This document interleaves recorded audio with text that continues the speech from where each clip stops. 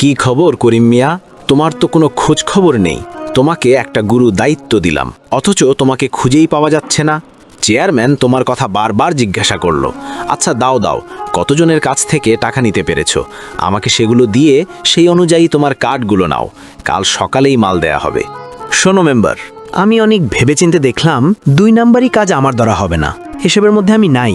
তুমি মেম্বারি ভোটের সময় বলেছিলে 1 টাকাও ঘুষ নিবে না। আজ কি সেই কথা তোমার মনে নেই? মনে থাকবেই বা কেমন করে? এখন তো ভোট আর নেই, তাই তো? দেখো করিম, তুমি কিন্তু আমাকে ঘোরতর অপমান করতেছো। তোমাকে যা বলেছি তা যদি করতে না পারো, করো না। তোমাকে কেউ জোর করেছে কি?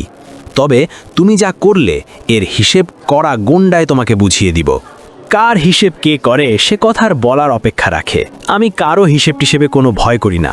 আল্লাহ যা কপালে রেখেছে তা খণ্ডাবার কেউ নেই জগতে। আমি সাফ কথা বলে দিলাম, এসব কাজ আমাকে দিয়ে হবে না।